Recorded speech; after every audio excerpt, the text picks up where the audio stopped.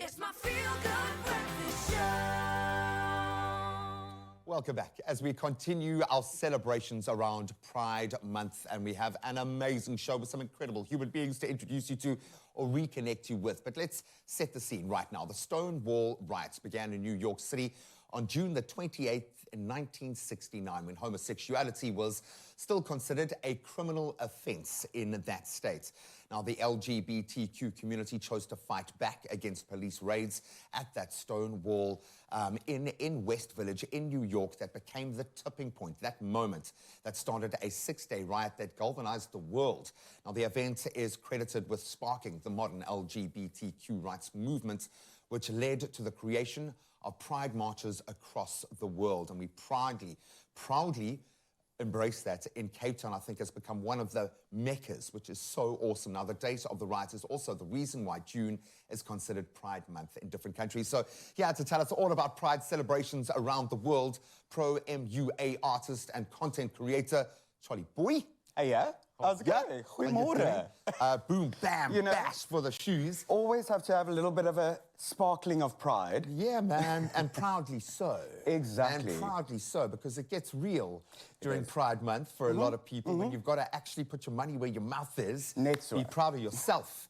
I think it's often the most difficult, but it does help when you've got your brothers and your sisters alongside you. A community of support, a community of love, respect, and that's what we're celebrating. I mean, the little introduction is but a tipping point of what our entire kind of pride and stance that we're stating. I mean, the Stonewall riot started on the 28th. 28th of June. That was like the Pride Day. And it literally started with just frustration.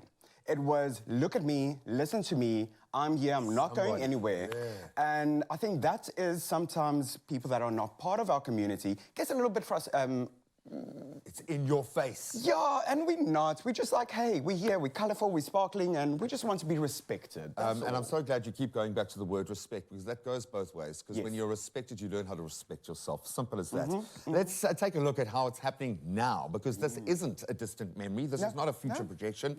It's a lived experience right now. And in West Hollywood, California, Pride in the Park, Mariah Carey, Megan Thee Stallion.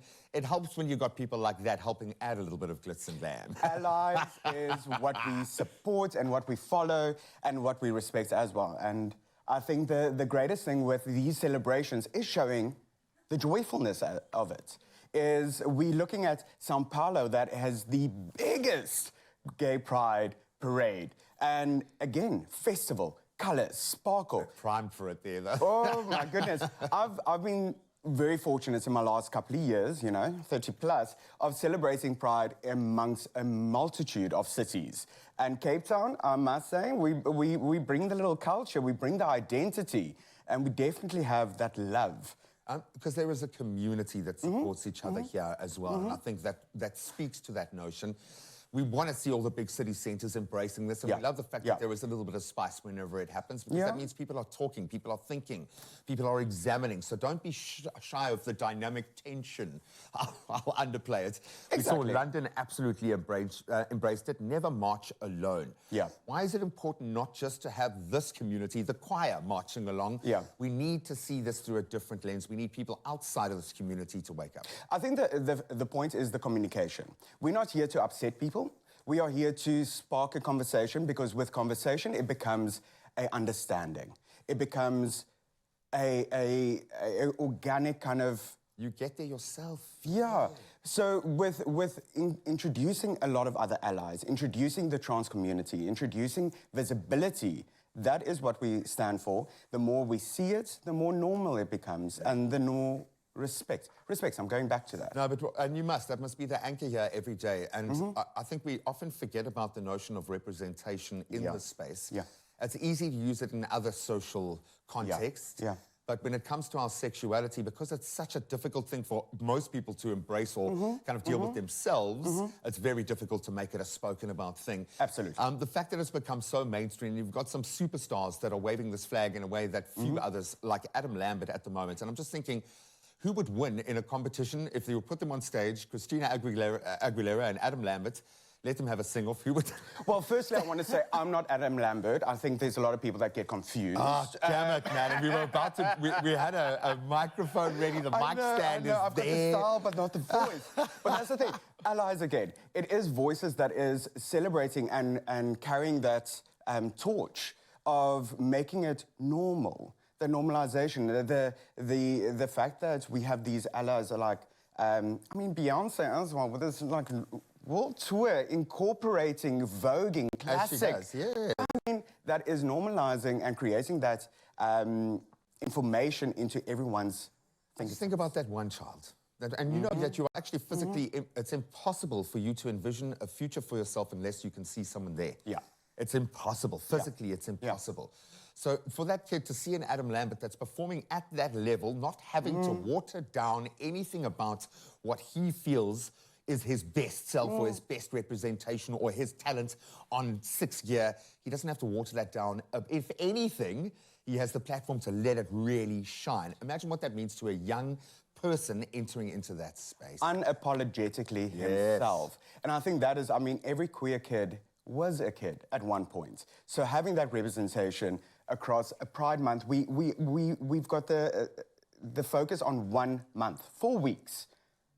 But we're queer 24/7 throughout the year. Always on. And I think people, you've got to kind of accept the fact that some people are just going to be polarized by it. Yeah. I mean, we saw in Israel where there is a right-wing, very present right-wing voice in that space, but also a counterbalance to that. We saw massive support.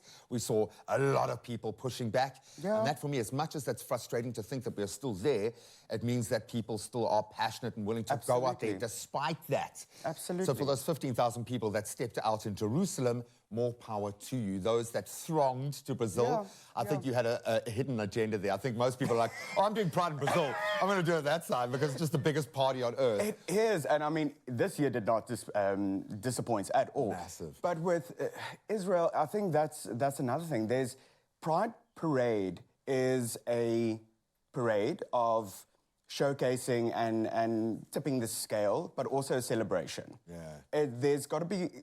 A lot of people there is balance. There's joyful, but there's also a little bit points of view like, hey, I'm here. Yeah. And it's okay. And it's real. And it's real. It's it's not some social media-driven algorithm. This is real life that people have to deal with. And I'm going to say thank you for balancing out my hardcore army look with your gorgeous, gorgeous bring spice. ensemble. So Adam Lambert's not going anywhere today. Adam will be performing a little bit of a song for us. No, it's Charlie Boy, and we absolutely love him. Happy Pride Month. Thank you, friend.